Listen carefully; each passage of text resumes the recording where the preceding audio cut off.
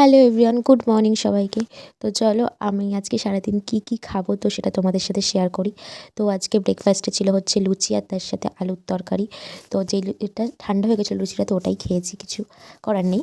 ওকে, তো আজকে লাঞ্চে ছিল হচ্ছে ভাত, তার সাথে বিট আর আলু দিয়ে একটা ভাজা, তার সাথে ডাল আর এই কদিন যেহেতু অনেক রিচ খাবার খাওয়া হয়েছে তো পাতলা করে একটা মাছের ঝোল, তো সেটাই মা করেছিল। তো ওটাই টেস্ট, মানে ওটাই এতদিন পর ওটাই টেস্টি লাগছিলো খুব, কারণ এতদিন অনেক রিচ খাবার খাওয়া হয়েছে তো সেই কারণে।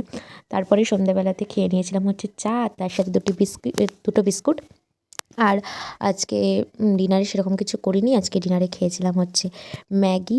তো এই এত ঠান্ডার মধ্যে, আর আজকে কোথাও বেরোয়ওনি, আজকে এত ঠান্ডা, এত ঠান্ডার মধ্যেই গরম গরম ম্যাগি খেতে মানে খুব ভাল লাগছিলো।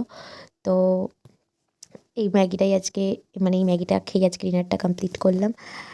তো আশা করি তোমাদের আমার এই ভিডিওগুলো ভালো লাগছে। যদি ভালো লাগে তো অবশ্যই তোমরা একটুখানি সাবস্ক্রাইব করো, লাইক করো।